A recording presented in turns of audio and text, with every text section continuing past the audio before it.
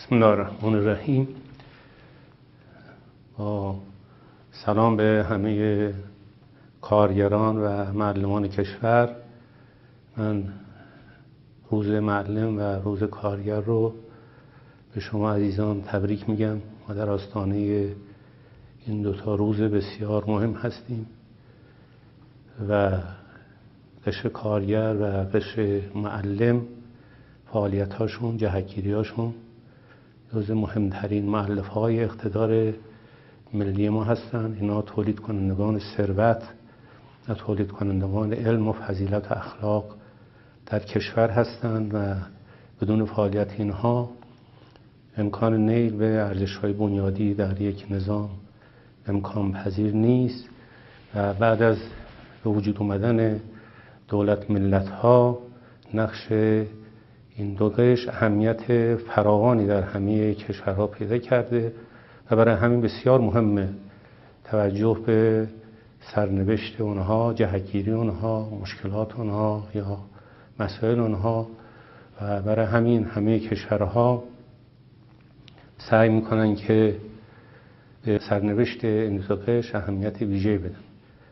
خود روز کارگر و اینکه در جهان برگزار میشه نشون دهنده اهمیت بین توجه به نیروی کار هست در سراسر جهان و در کشور ما هم از اول انقلاب رسم بر این بود که رسم بر این شد که به این روز اهمیت داده بشه و همچنین روز معلم که اهمیتش کمتر از روز کارگر نیست. و بنده میخوام در این پیام مختصر خطاب به شما عزیزان یه مسائلی که مشترک است برای سرنوشت هم کارگران و هم معلمان و هم برای همه ملت ما اینجا عرض بکنم. حقیقتش اینه که ما در شرایطی به این دو روز مهم داریم امسال نزدیک میشیم که کشور دارای بحران و مشکلات سیاسی، اقتصادی و اجتماعی وسیعی هست و تک تک این بحران‌ها در سرنوشت و گذران زندگی این دو تا قشر منعکس میشه و اثرات زیادی داره. خب ما وضعیت اقتصادی کشور رو میبینیم، تورم، پایین اومدن نرخ سرمایه‌گذاری‌ها، فساد و رواج دروغ و سوء مدیریت و حقوقای معوقه کارگران و بیکاری روزافزون اونها و تعطیلی روزافزون کارخانه‌ها یا با ظرفیت پایین کار کردن کارخانه‌ها، در حالی که بازارهای ملی ما پر از کالاهای خارجی شده و در حقیقت ما تمام بازار داخلی خودمون رو در زمینه کالا و خدمات سرمایه به بیگانه‌ها در حال واگذاری هستیم و همه ملت ما میدونه که این تا چه اندازه در سرنوشت ملت ما، استقلال ما، آزادی ما و همچنین در سرنوشت کارگران ما اثر میذاره. از سوی دیگه ما محدود کردن آزادی ها رو داریم، بستن دهان ها رو داریم، بستن روزنامه ها رو داریم، پر کردن زندان ها رو داریم و محدود کردن تشکل های صنفی و سیاسی داریم که اونها هم در سرنوشت معلمان و کارگران اثر میگذاره و خب این ارتباطش روشن هست و به همین دلیل خیلی مهم هست که امسال کارگران و معلمان پی ببرند و گرچه میدانند که مسائلی که مربوط به اونهاست و مشکلاتی بر اون ایجاد میکنه و اون رو در زندگی روزمره خودشون لمس میکنه و درک میکنن، با مسائل عمده کشور در ارتباط هست و این ارتباط یک ارتباط سنگین و مستقیمی هست.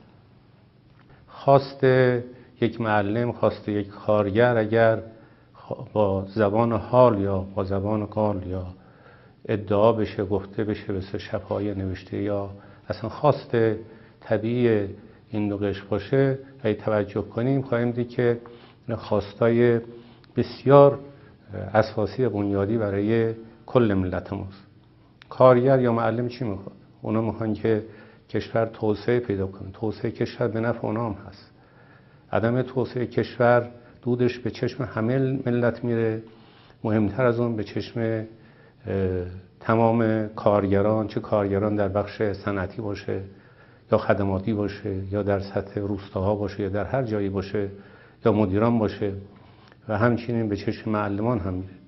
توسعه به نفع کارگران هست، توسعه به نفع معلمان هست و اونها این رو طبیعی است که بخوان. اونها آزادی میخوان، چرا که آزادی باعث میشه که اونها آزادی تشکل‌ها را داشته باشن، تشکل‌های صنفی خودشون رو تشکیل بدن، فعالیت‌های سیاسی خودشون رو داشته باشن و راهی برای گشایش امور خودشون و همچنین امور ملت پیدا بکنن. اونها دنبال عدالت هستن، چه عدالت در سطح معیشتی باشه، اقتصادی باشه، چه عدالت در توزیع منزلت‌های اجتماعی باشه. باعث میشه که اونها بهتر بتونن خدمت بکنن و بهتر میتونن ثروت ایجاد بکنن، بهتر میتونن از استقلال کشور دفاع بکنن با اندوخته‌های خودشون و فعالیت‌های خودشون در میان جوانان، در صنعت کشور، در بازار کشور، در کل فعالیت‌های اقتصادی کشور و همچنین در توزیع منزلت اونها موقعیتی پیدا میکنن که از این ایده‌های مترقی و پیشروانه در سطح کشور حمایت کنن. اول انقلاب با این ایده شروع شد. در زمینه منزلت‌های اجتماعی یادمون باشه که اکثریت نمایندگان مجلس اول از معلمان بودن. شهید رجایی معلم بود، شهید باهنر معلم بود، شهید مطهری معلم بود. شریعتی رو ما معلم میدانستیم و معلم هست و تمام این رو نگاه بکنیم خواهیم دید که یه منزلتی معلمی داشت که خودش به صورت یک ورقه تایید کننده هویت یک فرد کمک میکرد به او که مورد اعتماد ملت قرار بگیره. بنده بلافاصله بخوام اضافه بکنم که اگر این منزلت از نظر سیاسی امروز تنزل پیدا کرده، از نظر ملت تنزل پیدا نکرده. وقتی ما به تحقیقاتی که در مورد گروه‌های مرجع میشه رجوع کنیم خواهیم دید که باز معلمان، کارگران، تمام کسانی که زحمت میکشند در بالاترین رده‌های این به اصطلاح گروه‌های مرجع قرار میگیرند و هنوز مورد اعتماد ملت هستند. ولی در کشور اتفاقی افتاده هست که این منزلت آنچنان که اول انقلاب هست نیست و این منزلت اجازه میداد که معلمان که فضای نورانی و عمیقی رو در ملت ایجاد بکنن، یه نسل سرافرازی رو بخوان تربیت بکنن و خودشون و کارگران در جبهه‌ها فراوان بودن. ما برعکسش الان می‌بینیم که از معلمان و کارگران هستند در زندان‌ها که متاسفانه در این آستانه این دو تا روز بسیار تلخ راجع به این مسئله صحبت بکنیم. طبیعی است که اگه دقت بکنیم راجع به همین آزادی، عدالت، توسعه، پیشرفت کشور یا سایر خواستها، مثلا خود این دو تا قشر به شدت مخالف فساد هستند.